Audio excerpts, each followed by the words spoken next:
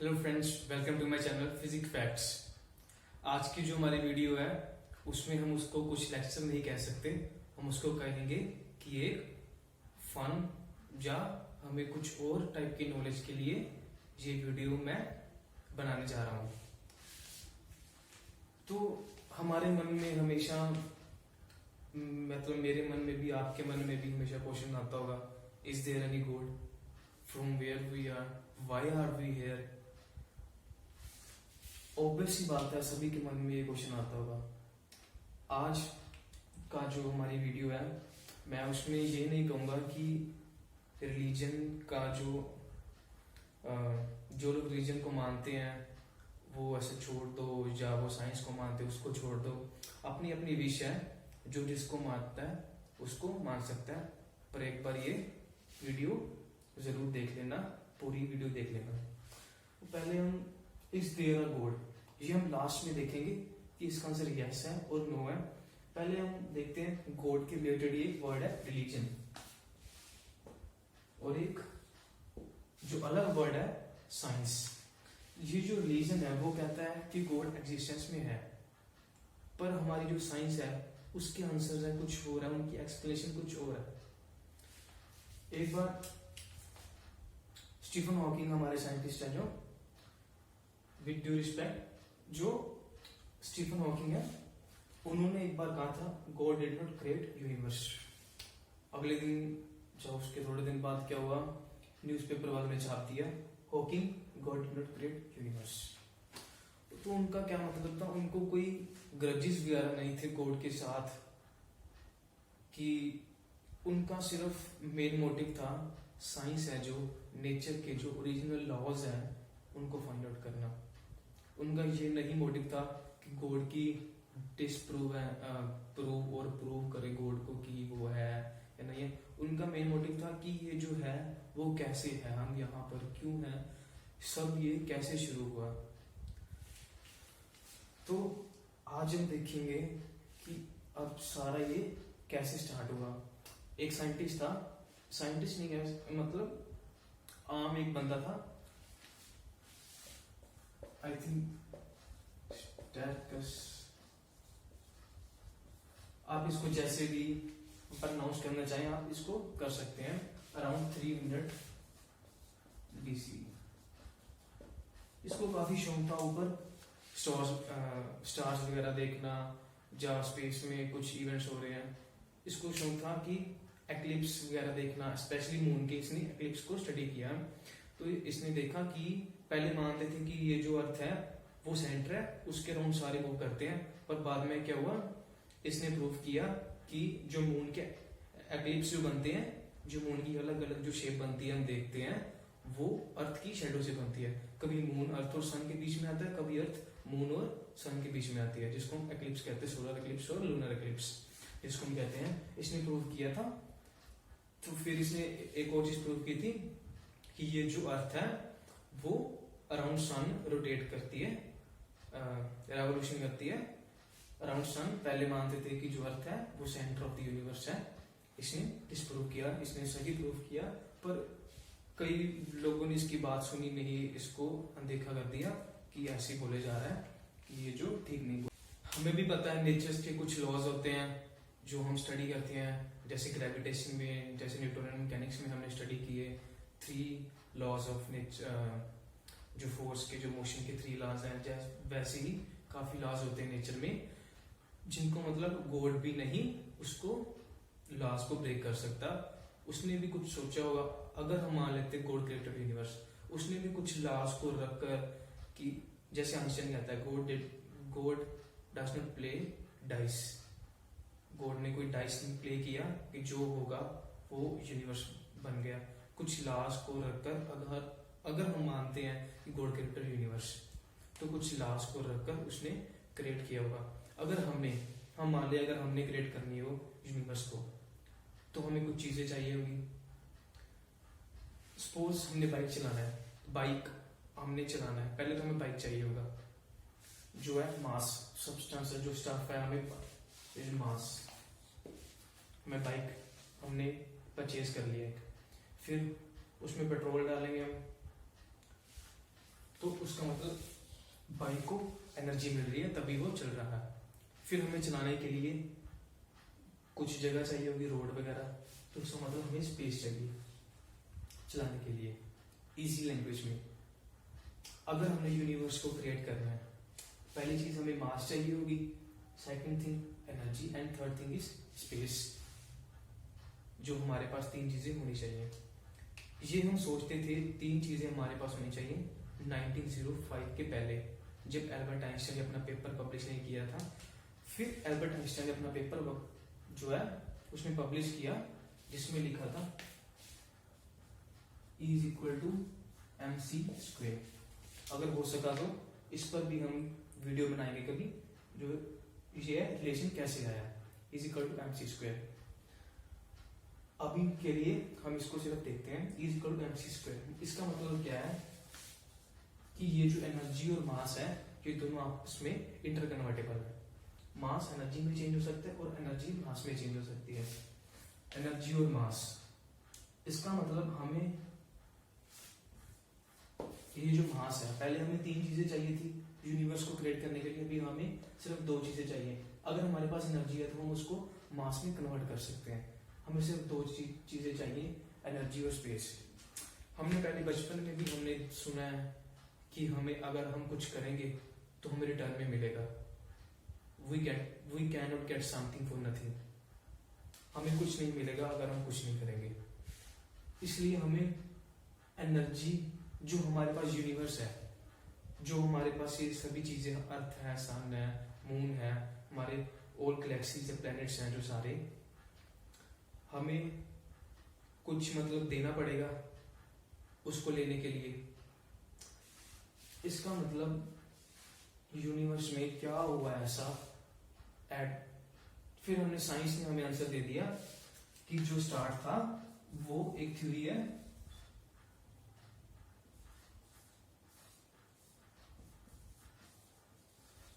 जिसको हम कहते हैं big bang. Big bang created our universe. जैसे भी है तो फिर से वही क्वेश्चन आ जाएगा, क्या बिग बैंग है वो गॉड ने करवाया था?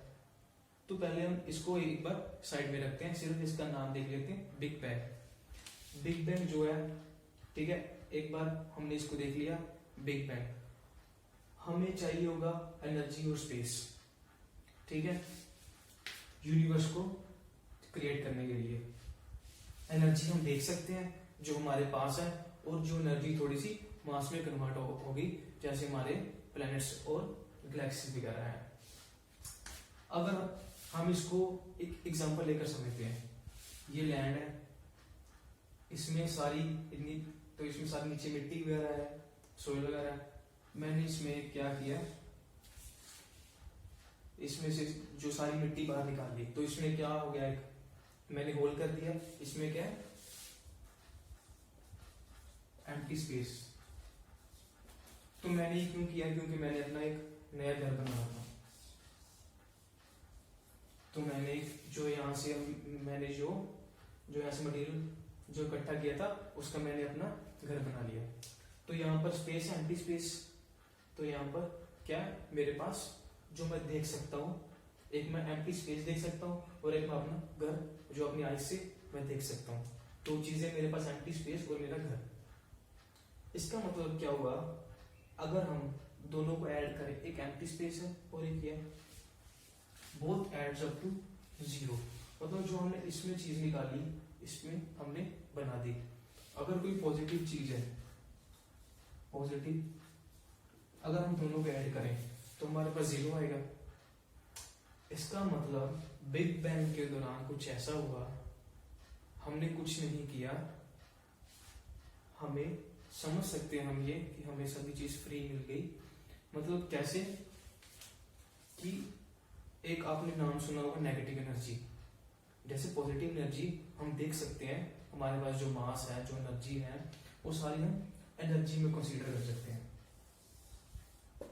तो फिर जो बिग बैंग के दौरान जो नेगेटिव एनर्जी रिलीज हुई थी, वो कहां पर गई, ये भी क्वेश्चन है। तो वो है स्पेस। स्पेस और एनर्जी ने, स्पेस को हम कह सकते हैं infinite storage, infinite battery, of storing of negative energy. इसने सारी नेगेटिव एनर्जी स्टोर कर रखी है। ये थोड़ा सुनने में थोड़ा खराब जरूर लगेगा, पर ये फैक्ट है सच में।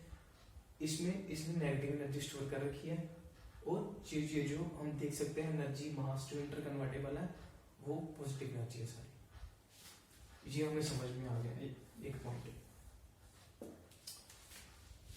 वो इसका मतलब तो हमारे पिक्चर में फिर से गॉड आते हैं। क्या गॉड ने करवाया बिग बैंग? तो इसको देखने के लिए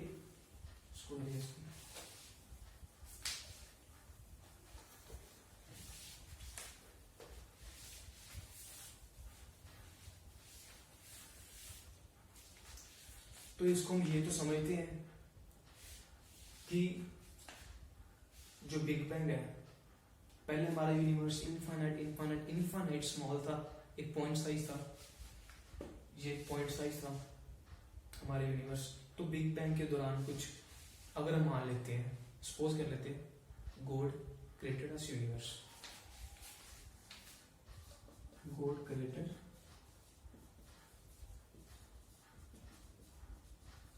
यूनिवर्स।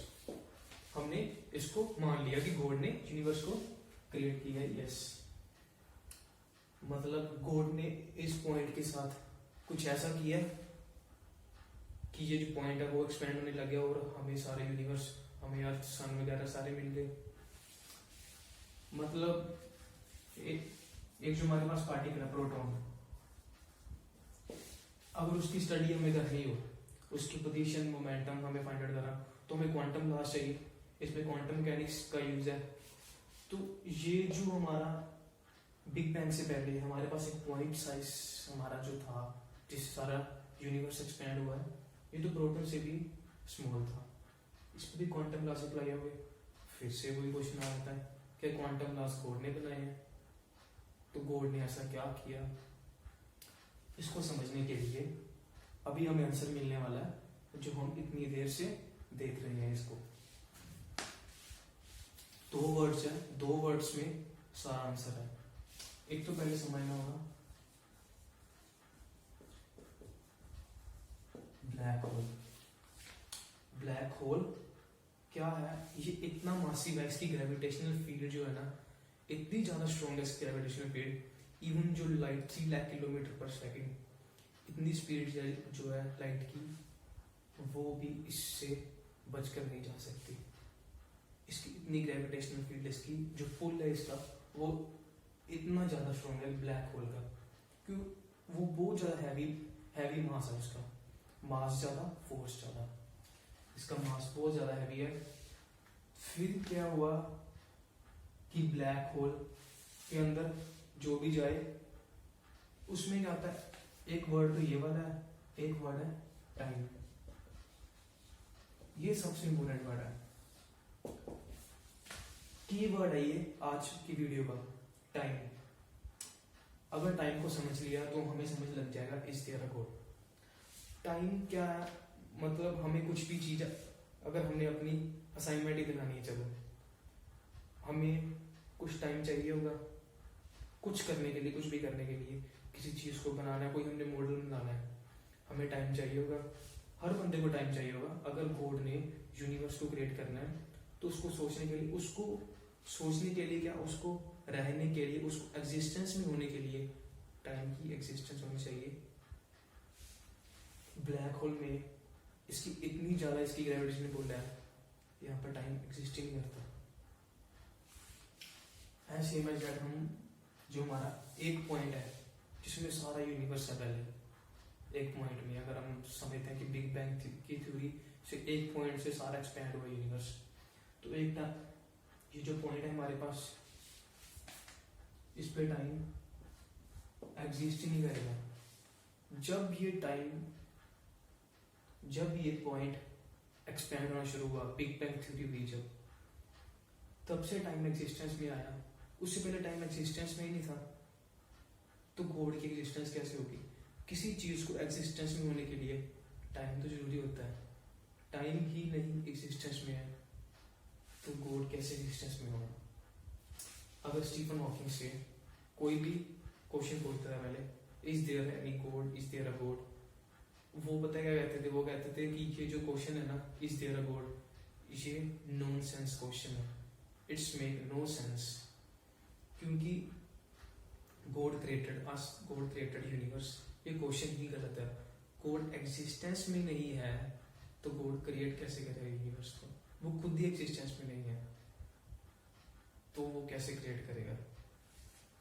तो जो आज वाली वीडियो थी उसमें कुछ भी मैंने अपनी ओर से नहीं मतलब बनाया वगैरह, मुझे अच्छा लगा टॉपिक, इस देयर अ गॉड, सभी के मन में डाउट होगा, अगर किसी के मन में अभी भी है कोई रिलीजन है तो वो अपना बिलीव रख सकता है, हर एक के पास अपना अपना बिलीव जो है, अपना पॉइंट अपना अपना रख सकता है।